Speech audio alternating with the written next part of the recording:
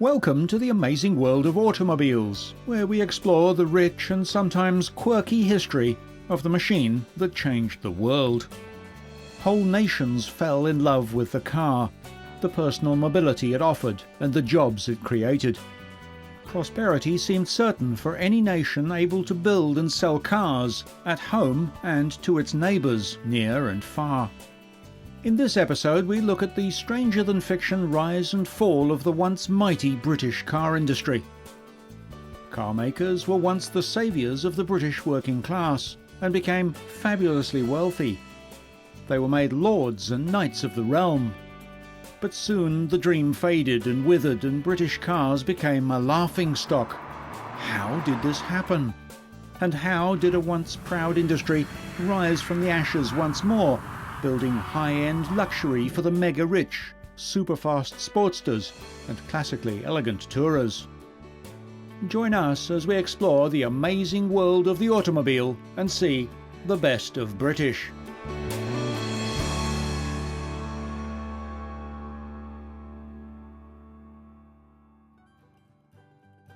The British motor industry started when Frederick Sims bought the rights to his friend Gottlieb Daimler's engine in 1893 and founded the Daimler Motor Syndicate to build motorised boats. In 1895, Harry Lawson bought Sims's interest in the engine, realising its potential for land use. Vehicle development in the UK was hard because 19th century laws known as the Red Flag Act restricted the use of mechanically propelled vehicles on the public road.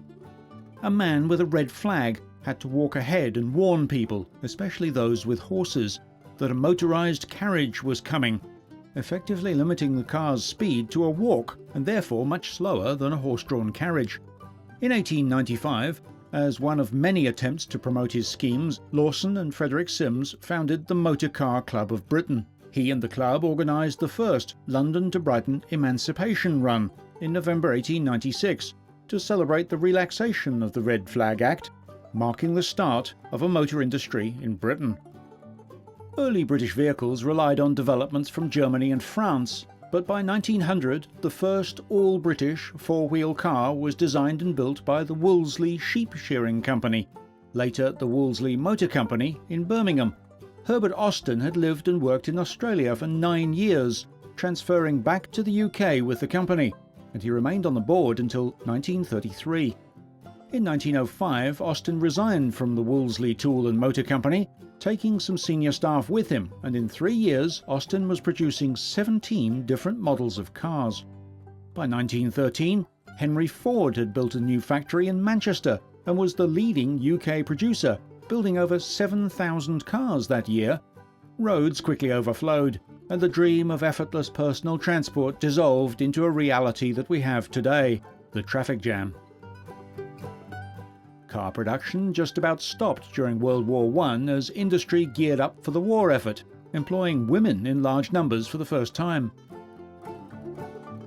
Austin's company focused on the war effort, and in 1917 he was knighted and also received the Belgium Order of the Crown of Leopold II for employing 3,000 Belgian refugees at his factories. The car business was difficult after World War I. Austin was close to bankruptcy in 1921 and a receiver was appointed. The baby Austin was launched in 1922, selling for £225, putting it within reach of customers who had never previously owned a car. Its output reached 25,000 annually by 1925, and the price was reduced each year. In 1922 there were 183 motor companies in the UK, yet by 1929, following the slump years, there were only 58. In 1929 the big names were Morris, founded by William Morris in 1910, and Austin. Between them they built 60% of the cars in Britain. In 1932 Britain passed France as Europe's largest car producer, a position it held until 1955. In 1937, the UK produced nearly 500,000 vehicles. But the Great Depression of the 1930s virtually halved demand for vehicles, and thousands of jobs were lost. Modelled on the vast factories built by Ford and General Motors in Detroit, the British car makers had huge workforces. At least the British had exports to former colonies in the Commonwealth to prop up production. Even the mighty Bentley, so beloved of wealthy playboys and aristocratic amateur racers, couldn't weather the storm. Despite winning the iconic Le Mans 24-hour race, Bentley was sold to the even more elegant Rolls Royce company. For years, a Bentley was just a slightly cheaper version of a Rolls Royce, but at least the badge survived. Many did not. Through hard work and shrewd manufacturing, William Morris drove prices down and sales up. He became a wealthy man and bought his bankrupt former employer, Woolsley, in 1928, and added bankrupt Riley a decade later. To celebrate his peerage as Viscount Nuffield in 1938, Morris reorganised his vehicle companies, which included Morris Motors and the sporting MG, and also Woolsley and Riley, into the Nuffield organisation. In 1939, the top producers were Morris 27%, Austin 24%, and Ford 15%. Morris was regarded as a tough but fair employer by the unions, and he invested heavily in sports and social facilities for his workers. Morris represents the archetypal self-made innovative entrepreneur, the last great flowering of British manufacturing expertise in the early 20th century. He and his wife Elizabeth were married in 1904 but had no children, so he gave most of his considerable fortune to charity. Morris established the Nuffield Foundation with £10 million for the advancement of education and social welfare. Its charter is to advance social well-being through both research and actual experiment. The foundation gives away about £11 million every year. He also founded Nuffield College, Oxford, which owns his Oxfordshire home, Nuffield Place, which was open to the public, and he's commemorated in the Morris Motors Museum at the Oxford Bus Museum. Morris has buildings named after him at Coventry University, at Guy's Hospital in London, and a theatre at the University of Southampton. But in 1939, Europe was again at war, and in Britain, everyone mobilised to support the war effort. All available factories were turned over to making trucks, aircraft, tanks and munitions. Not surprisingly, these factories were attractive targets for enemy bombers, so they were heavily defended. Austin made motors for gun turrets, ammunition boxes, magazines for machine guns, marine engines for lifeboats, and over 1 million rounds of armour-piercing ammunition. Over 500,000 jerry cans and nearly as many steel helmets were stamped out. A second Austin factory started building Fairey battle light bombers, Mercury and Pegasus aero engines, and ended the war making Lancaster 4-engined heavy bombers. Nearly 3,000 aircraft, including Hurricane fighters, were produced. Following the war, the government controlled the supply of steel, and in 1947 it was available only to firms that exported 75% of their production. With limited competition from war-ravaged Europe and demand for new vehicles around the world growing, Britain became the world's biggest vehicle exporter. William Morris was born into the Industrial Revolution at the height of the British Empire. He wanted to be a doctor, but his farmer father was neither well nor wealthy and moved the family into town, where he worked as a clerk. The oldest of 7 children, William left school at 14. The family needed the wage he could earn. He convinced his family that the future lay in bicycles and enrolled for night school classes in engineering. With £4 in start-up capital, he began repairing and then making bicycles from the family's working-class home in James Street in Oxford. He became a champion racer across 3 counties, building his own bicycles. But the march of progress meant bicycles weren't enough, and with a partner, Morris built his first motorcycle. But his partner shied away from the risk, leaving William to go it alone, learning a valuable lesson in the process: not to rely on other people. He scraped together what money he could and established a garage in 1910 and designed his first car, the bull-nosed Morris Oxford, in 1912. In 1914, a coupe and van were added to the lineup, but the chassis was too short and the 1000cc engine too small to make a much-needed 4-seater version. The engine suppliers wanted more money than Morris was willing to pay for a larger version, so he turned to America for a 1500cc engine. In spite of the outbreak of the First World War, the orders were maintained, and in 1919, 400 cars were built. By 1925, annual output was 56,000. In 1924, the head of the Morris sales agency, Cecil Kimber, started building sporting versions of Morris cars called MG. MG is best known for its two-seat open-top sports cars, but also produced saloons and coupes. From the earliest days, MGs have been used in competition, and from the early 1930s, a series of dedicated racing cars were made and sold to enthusiasts who received factory assistance. This stopped in 1935 when MG merged with Morris Motors and the competition department closed down. A more modern and comfortable car, the MG-B, was released in 1962 and produced until 1980. MG was in production for 56 years, mostly building two-seater sports cars. Herbert Austin had set up in the car business in 1910, and by 1914 his 2,300 workers were making 1,000 cars a year. But Austin made little profit from its wartime effort. Demand for new cars was low, and many workers were laid off. Austin was on the brink of bankruptcy. His fellow directors didn't like his idea of a baby car to revive the company's fortunes, so undeterred, he designed it at home. Launched in 1922, the Austin 7 was revolutionary, a stylish, economical and reliable car at a low price. Car ownership was no longer just for the wealthy. From 1918 to 1924, Sir Herbert was a Conservative MP, but he never made a speech in the House of Commons. He died in 1941 at the age of 74 from a heart attack and pneumonia. In 1952, Morris merged with its old rival Austin to form the British Motor Corporation, and for years various brands would be seen on families of similar vehicles.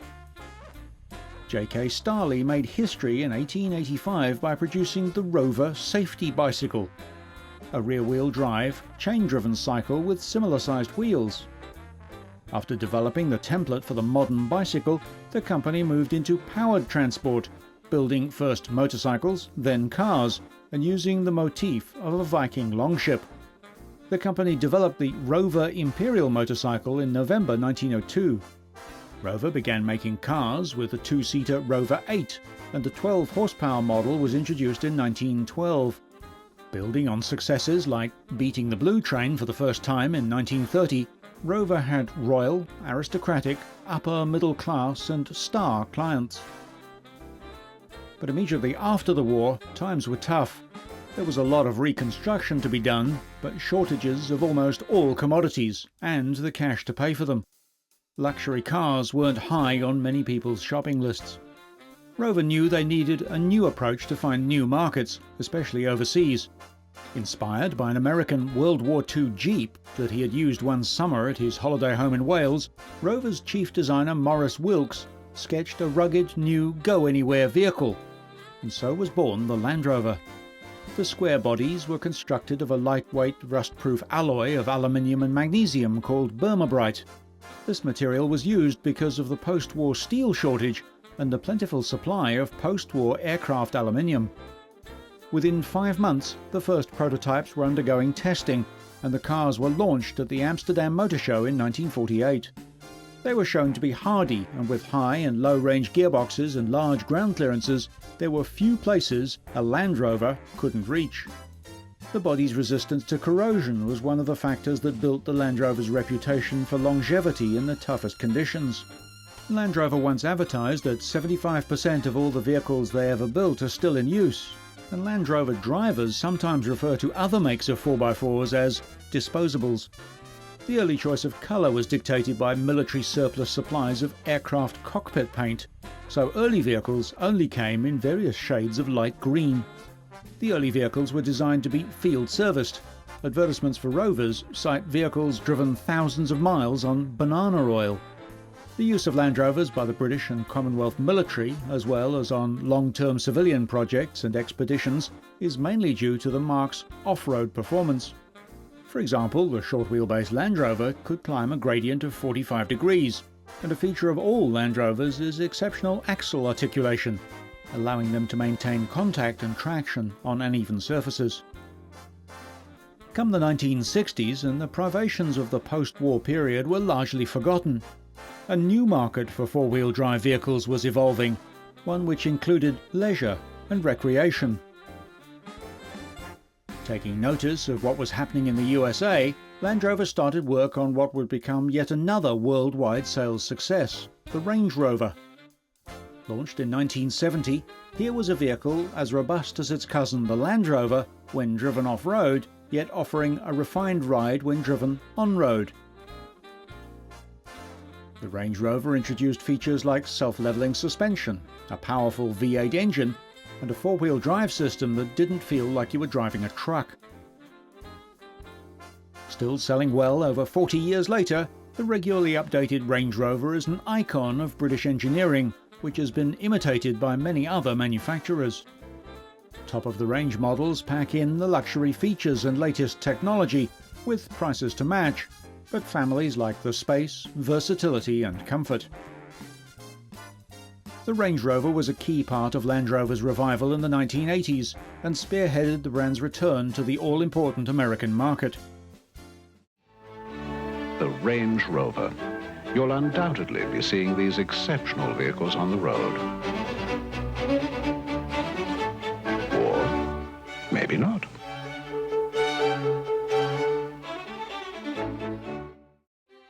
Launched in 1989, just the third model from Land Rover in over 40 years was the Discovery. It was intended to bridge the gap between the utilitarian Land Rover, now called the Defender, but clearly identifiable as the descendant of the very first model, and the more luxurious Range Rover. The Discovery was both practical and versatile. It quickly became Europe's top-selling vehicle in its class, with production jumping from 60,000 to 120,000 cars a year in just 4 years. In 1997, Land Rover introduced another new model, Freelander, their take on the burgeoning market for lightweight, lifestyle four-wheel drives.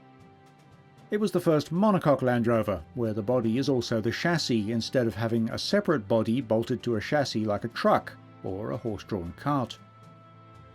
Mounting the engine left to right kept the vehicle small and maximised passenger space, and from the very beginning it was engineered for off-road performance. By now, electronic driver aids were appearing on mid-market cars, and the Freelander was the first Land Rover fitted with hill descent control. Power came not from the lusty old four-cylinder or the muscular but thirsty V8, but from new, cleaner, greener and leaner petrol and turbo diesel engines, lighter, more powerful and more efficient than ever before. In 1937, Britain provided 15% of world vehicle exports, and by 1950, Britain provided over half of the world's exported vehicles. But by 1952, the American-owned Ford and GM had 29% of the British domestic market between them, topping the share of Britain's two major manufacturers. William Morris agreed to merge with Austin to form the British Motor Corporation, commanding 40% of the British market. Meanwhile, German production was increasing. By 1953, it exceeded that of France. By 1956, it had overtaken Britain. The first chairman of BMC was Morris himself, but he was replaced within months by Austin's Leonard Lord. While the combined Morris-Austin conglomerate was the UK's largest car maker, it offered outdated vehicles such as the Morris Minor, introduced in 1948, and the Austin Cambridge and Morris Oxford, with no planned replacements for the elderly designs. The lack of development of new mass-market models meant no new cars to compete with rivals such as Ford's Escort and Cortina. The Harold Wilson Labour government came to power in 1964, at a time when British manufacturing was facing more modern, more efficient factories in Europe and the Far East, making better products for less money. The UK government decided to promote even more mergers in the motor industry. A bold move combined most of the remaining independent British vehicle makers, including car, bus and truck manufacturers, construction equipment, even refrigerators and metal casting companies. In all, nearly 100 different companies. However, industrial relations problems, ineffectual management and product duplication plagued the company until it was nationalised. Union leader Derek Robinson had greater control over BL than its senior managers, and between 1978 and 79 he was accused of causing 523 walkouts, costing an estimated £200 million in lost production. The Labour government ran out of patience with Robinson in 1979 and appointed South African-born corporate troubleshooter Sir Michael Edwards. And Edwards began a ruthless programme of factory closures and sell-offs. It's very important to BL. They desperately need to get their market share up above 20%, which I think the Montego will achieve, in order to establish themselves as a viable volume manufacturer. If they can produce something like 500,000 or 600,000 cars a year, they can start to make money. In 1979, Edwards made a deal with Honda to share the development and production of a new mid-sized car, the Triumph Acclaim or Honda Ballard. The new car combined Honda engine and transmission designs with a British body. The Japanese bought modern methods, including robotic assembly lines. Company fortunes took a rise with the Austin Metro, a three-door hatchback, a modern and practical alternative to the iconic but aging Mini. This would be one of the most popular cars in Britain in the 1980s. A rationalisation of the model ranges also took place, and in 1982 most of the car division became the Austin Rover Group, marking the end of the Morris and Triumph marques.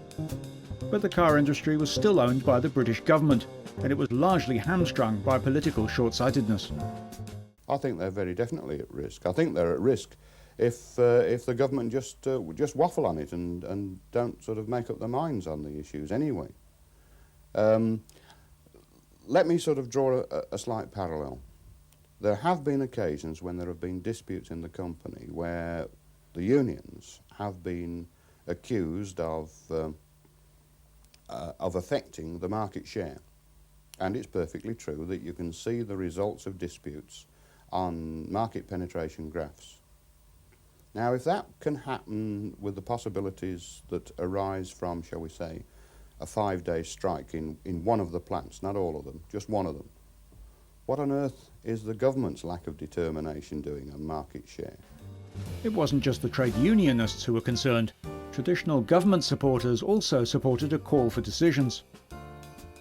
Margaret Thatcher became Britain's first female Prime Minister, promising to break the trade union stranglehold on British industry. Along the way, she was invited to examine the new Austin Maestro. Just try the ignition. Please note we're all belted up.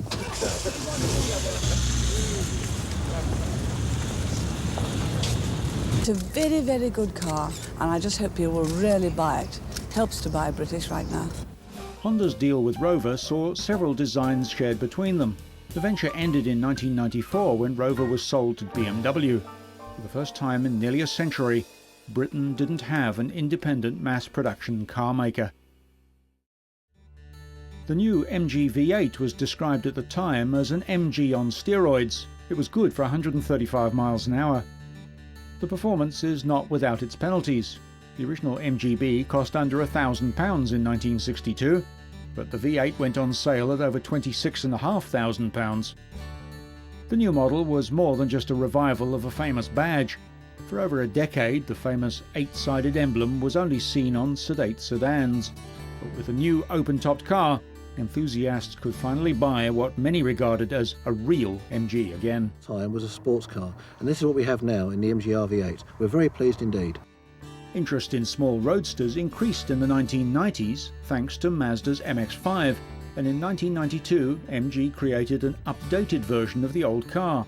The boot lid and doors were shared with the original, but the engine was the aluminium 3.9-litre Rover V8. Largely due to the rear drum brakes and rear leaf springs, seen as too old-fashioned for a performance car, the RV8 wasn't popular with road testers. The flagship MG was produced at the rate of 15 a week. Over 3/4 of the 2,000 ever built were sold in Japan. Having revived MG in 1995 with the MGF and strengthened Land Rover's position, BMW controversially sold off the Rover Group in May 2000. It retained the rights to the new Mini while selling Land Rover to Ford, and MG and Rover were sold to the Phoenix Consortium, who renamed them MG Rover. For the first time in 6 years, Britain again had an independent mass car maker. MG Rover sought joint ventures to develop a new range of cars, but links with foreign companies, including Malaysian carmaker Proton, failed to materialise. In 2004, the Chinese Shanghai Automobile was interested in taking over MG Rover, by now hundreds of millions of pounds in debt. Talks broke down and the firm went into receivership in April 2005 with a loss of nearly 6,000 jobs. Once, MG Rover produced some of the most stylish cars in the country, but when the company revealed a loss of almost £80 million in a single year, the future looked bleak. Worldwide sales were falling and the prospects of reducing further losses were poor. When it was announced that the aptly named Phoenix Group would take over the company, Rover workers celebrated a reprieve. But while the hometown brands limped from crisis to crisis, Honda, having been unceremoniously dropped when BMW came along, built a factory in Swindon and was building cars at a furious pace. Customers know there are more modern, more competitive cars out there. MG Rover's looking to do a deal with a big Chinese company which would bring extra investment into the company, would allow them to start developing these new models and bring them to market. Well, that's going to take some time. But time was the one thing that wasn't available. And once the deal with Shanghai Automobile failed, the factory was facing a very real threat of closure. Workers, their families and MG enthusiasts gathered at the factory in a show of solidarity. It's British cars, it's British manufacturing, it's British industry. All the racing heritage they've got and they're going to have. Get behind it and support it, simple as. The company had survived longer than most industry insiders had predicted. But without a cash injection of Chinese money, it wasn't going to be able to steer itself out of trouble. With production at a standstill, the workers were sent home.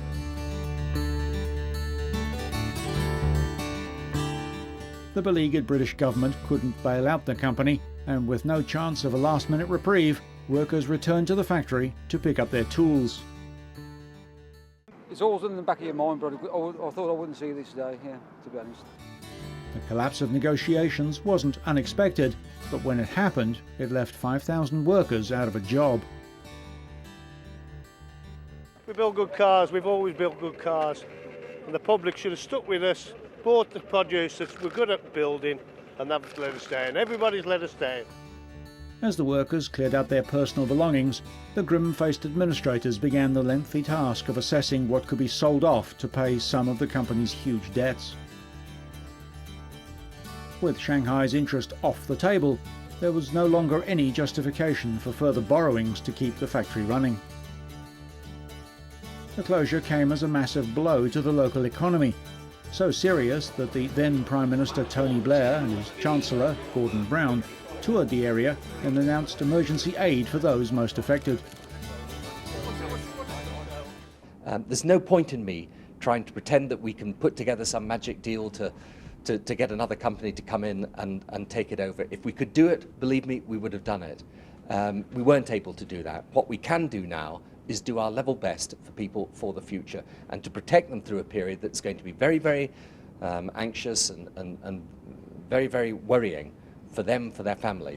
About 1,000 partially complete cars remained in the factory, and a few workers returned to clear the final units off the halted production line, the end of the line for the last British-owned volume car maker in Britain.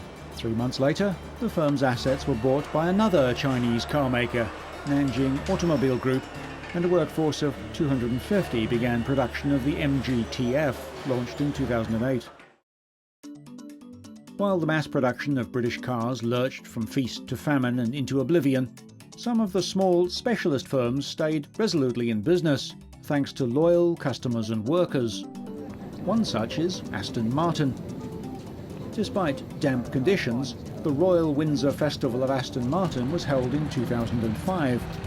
300 Aston Martins paraded past the Queen and the Duke of Edinburgh in the quadrangle of Windsor Castle and raised over £50,000 for the Prince Philip Trust. Over 10,000 people gathered for the parade of cars from the Aston Martin Owners Club on its 70th anniversary. It took an hour for the cars to drive past the Royals, with rain drizzling down the entire time. Aston Martin was founded in 1913 and produced their first car in 1915, but production couldn't start because of World War I.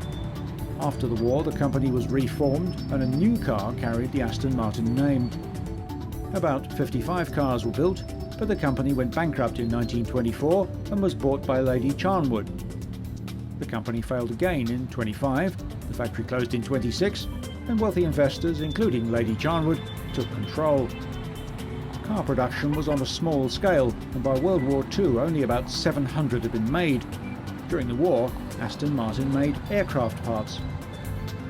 In 1947, industrialist Sir David Brown bought the company, and 1950 saw the introduction of cars bearing the initials DB.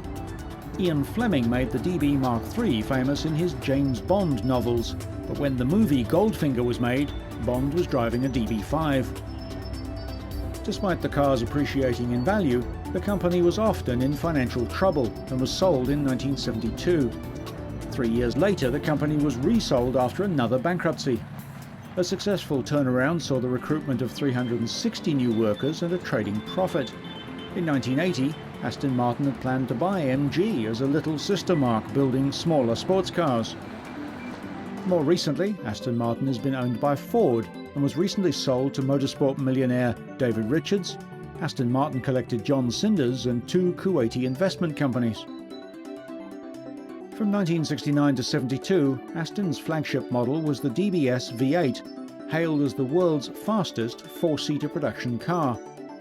The body was a modern revision of the traditional Aston Martin look, with squared-off grille and 4 headlights. Though the body and name was shared with the 6-cylinder DBS, the V8 sold for much more and delivered more too. Powered by Aston Martin's own 5.4-litre all-aluminium V8 engine, the new car could reach 275 km an hour. New aerodynamic front underpanelling was the result of research in wind tunnels to ensure stability at speeds in excess of 240. Other new features included ventilated disc brakes, light alloy cast wheels, wide radial tyres and a choice of manual or automatic gearboxes. In 1972, the smaller engine was dropped from the range and the DBS V8 became simply the Aston Martin V8. Almost 4,000 cars were built in 5 variants before production ceased in 1989. In 1980, Aston revealed a futuristic car dubbed the Bulldog, suggesting it would go into limited production for £130,000. Power came from a 5.3-litre twin-turbo V8, and the Bulldog achieved a verified top speed of 307 km an hour, but the theoretical top speed was estimated at 381. Any other manufacturer will ever build a motor car of this quality and type again, and I doubt very much that we shall.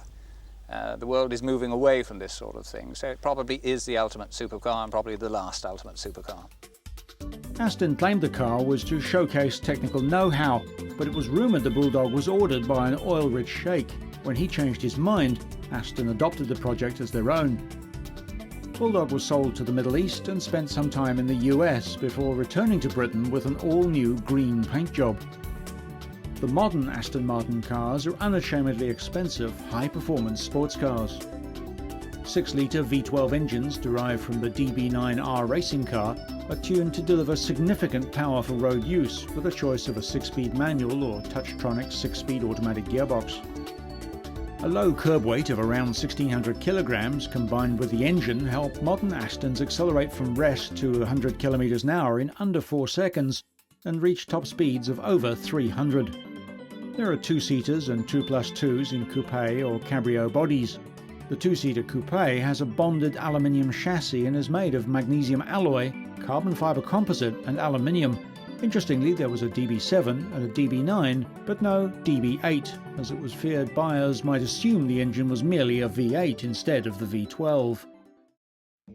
William Lyons was, in 1922, a co-founder of the Swallow Sidecar Company, maker of motorcycle sidecars. He would become Sir William in 1956, knighted for services to the British motor industry. The SS Jaguar name first appeared on a 2.5-litre saloon in 1935, sports models of which were the SS90 and SS100. The Jaguar name was applied to the whole company in 1945, when the SS was dropped to avoid confusion with Nazi Germany's SS military unit during World War II. A big breakthrough for Jaguar was the launch in 1948 of the XK120 sports car. The 120 referred to its 120 mile/h top speed, faster with the windscreen removed, making the XK120 the world's fastest production car at the time of its launch. The first 242 cars, all hand-built between late 1948 and early 1950, had aluminium bodies on wooden frames. The car had originally been intended as a short production model of about 200 vehicles as a testbed for the new engine until its intended home, the new Mark VII saloon, was ready. XK120 production continued until 1954. It was followed by the XK140, the XK150 and the E-Type, keeping Jaguar in the sports car market. After their success at Le Mans in the 1950s, Jaguar's defunct racing department used D-Type style methods to build a road-going sports car to replace the XK150. The E-Type was first shown to the public as a two-seater coupe and convertible. On its release, Enzo Ferrari called it the most beautiful car ever made. The first E-Type was introduced in March 1961. The 3.8-litre engine was increased to 4.2 litres in 1964. An open 3.8-litre car at a top speed of 149.1 miles an hour and went from rest to 60 miles an hour in 7.1 seconds. A new 5.3-litre 12-cylinder Jaguar engine was introduced in 1971, available only as a convertible and a 2+2 coupe. In total, over 72,500 E-Types were built. The Jaguar XJS was a luxury tourer which replaced the legendary E-Type in September 1975. Jaguar's timing was not good. The car was launched in the wake of a fuel crisis, and the market for a 5.3-litre V12 Grand Tourer was small. The styling was criticised, especially the flying buttresses behind the windows, which restricted rearward vision and conflicted with safety regulations. German authorities refused the model type approval. Over 115,000 were built during a 21-year production life. Ford took Jaguar over in 1989 and turned the loss-making company around, but demand for high-end cars like Jaguars can be fickle. In 1999, Jaguar became part of Ford's new Premier Automotive Group, along with Aston Martin, Volvo Cars and Land Rover. In nearly 20 years of ownership, Jaguar never earned any profit for its American parent. Derived from and replacing the Jaguar XJS, the Jaguar XK series was introduced at the Geneva Motor Show in 1996 and became the first 8-cylinder vehicle produced by Jaguar. The 1997 XK was available with either a supercharged or naturally aspirated 4-litre 6-cylinder engine, and the supercharged variant is known as the XKR. An example of pooled resources with Ford's Premier Automotive Group, the first-generation XK series shared its platform with the Aston Martin DB7. After a complex process, Tata Motors of India agreed to buy Jaguar and Land Rover from Ford in March 2008 for £1.7 billion. Tata builds the iconic Nano, which at about $2,300 is the cheapest car in the world. Tata is the 19th largest car maker and the second largest commercial vehicle maker in the world, based on 2007 figures. Included in the deal were 3 other British brands, Jaguar's sister mark Daimler, as well as 2 dormant brands, Lanchester and Rover. Lotus has been making innovative sports and racing cars since 1952. The company designs and builds race and production cars of lightweight and high performance. The Europa was a 2-door mid-engined car built from 1966 to 1975. The first cars were delivered in France in February '67. Fitted with a modified Renault 1500cc engine and a 4-speed gearbox. Lotus turned the engine and gearbox through 180 degrees to accommodate the Europa's mid-engine layout. The car evolved and improved throughout its life, getting a twin-cam Ford engine that nearly doubled power output. Over 9,200 Europas were built. The Elise, like the Europa before it, is a 2-seater rear-wheel drive mid-engine sports car released in 1996. The Elise weighs 725 kilograms and is capable of 240 kilometers an hour. It was named after Elisa, granddaughter of Romano Artioli, Lotus chairman at the time. Lotus had a long history in Formula One, winning 6 Drivers' World titles in 3 decades of competition, with drivers like Graham Hill, Jim Clark and Emerson Fittipaldi. Jochen Rindt became the sport's only posthumous champion in a Lotus, and as the team began to slide towards obscurity, their last 5 victories were all scored by rising star Ayrton Senna. The team never recovered from the sudden death of charismatic founder, designer and innovative engineer Colin Chapman. His ideas included the introduction of monocoques, 4-wheel drive, aerodynamics and gas turbine power to Formula One racing.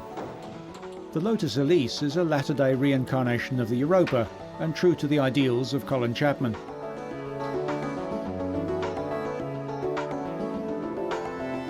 In 1986, the company was bought by General Motors. 7 years later, GM sold it for £30 million to Italian businessman Romano Artioli, who also owned Bugatti. In 1996, a majority share in Lotus was sold to Proton. Lotus is very proud to cooperate with a company like Proton that invests to offer to the people some special technology, emotion, passion, and also one fantastic opportunity to drive cars that they are at the top of the range of the car product. For a more traditional look and feel, there's nothing quite like a Morgan. The style hasn't changed in decades. All the cars are assembled by hand, and the waiting list for a car is usually 1 to 2 years, although it has been as high as 10. The company was founded in 1909 by HFS Morgan, building tiny 3-wheeled racing cars using motorcycle engines. HFS ran the company for 50 years, and Peter, his son, ran the company until a few years before his death in 2003. The company is now run by Charles, Peter's son. In the 1930s, Morgans were winning championships and setting world records, and the skills developed building racing cars then are still applicable today. There are no robots in the Morgan factory. The cars are built by craftsmen. The body's frame is made from wood, just like it was 50 years ago.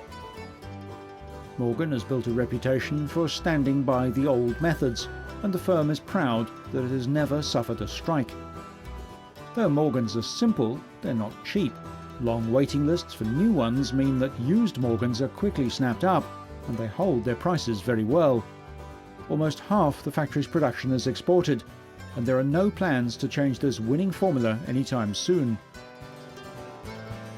The Morgan Plus 4 was introduced in 1950 and saw a variety of engines, but was suspended in 1969, brought back in 1985 with a Fiat and then a Rover engine. Production was cut again in 2000 and returned in 2004 with a 155 horsepower Ford engine. With a decreasing availability of large 4-cylinder engines, Morgan began fitting the Rover V8 in 1968, calling these cars Plus 8s.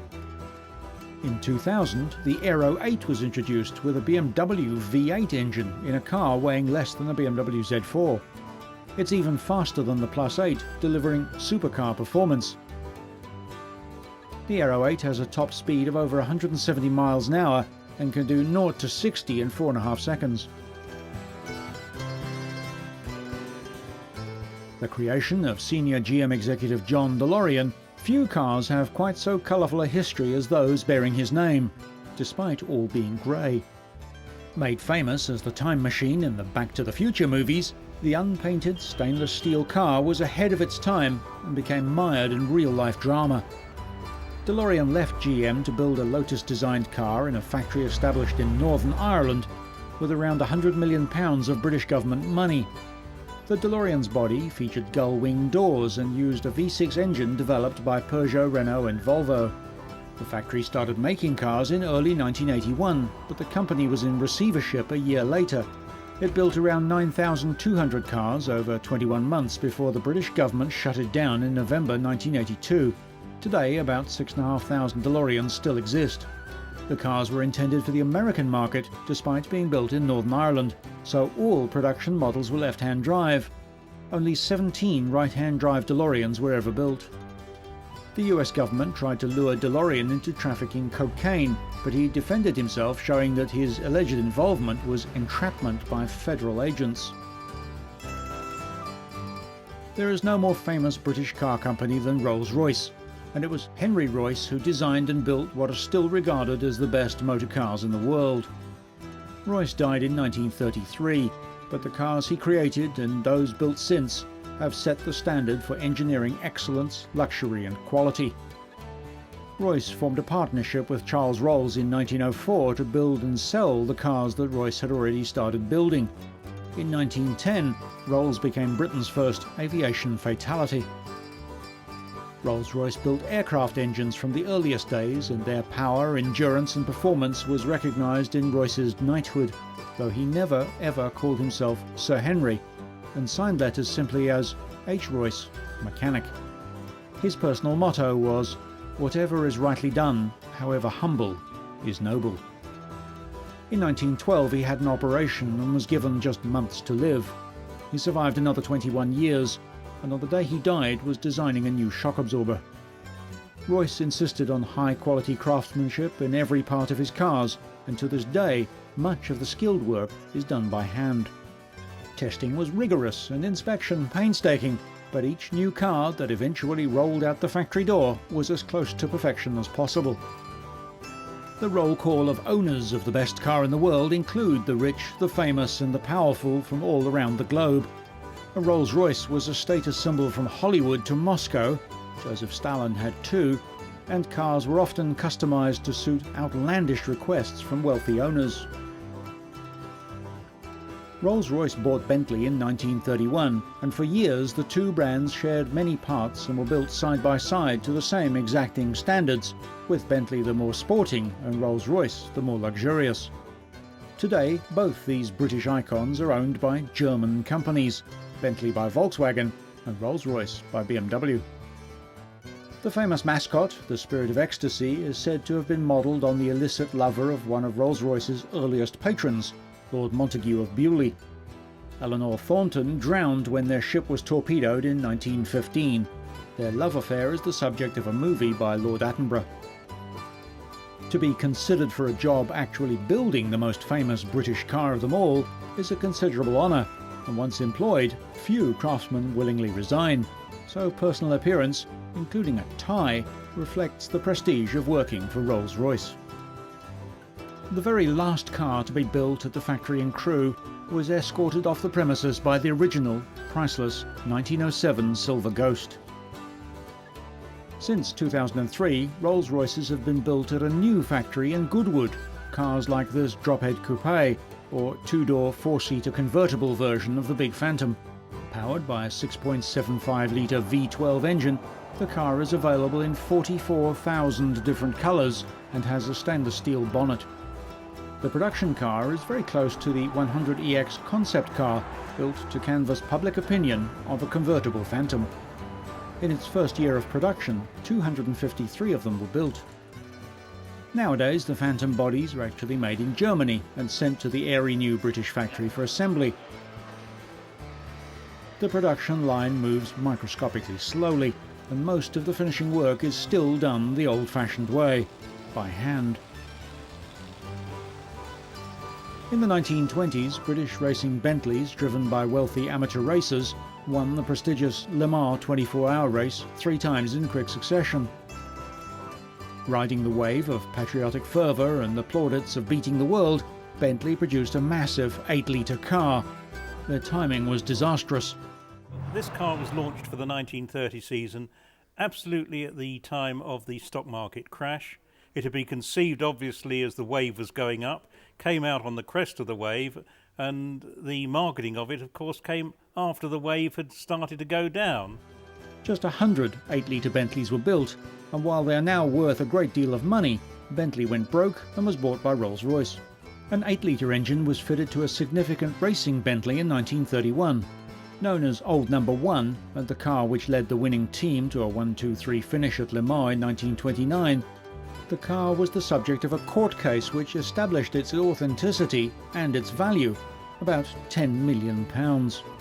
More recently, Bentley has returned to its roots as part of the vast Volkswagen empire, once again building magnificent grand touring cars.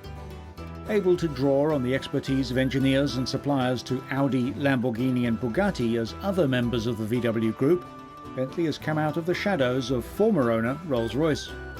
Modern Bentleys are big, luxurious, fast and undeniably indulgent. Still meticulously assembled in Britain by British craftspeople, men and women, and with a full order book and a lengthy waiting list, perhaps it is Bentley which now represents the best of Britain.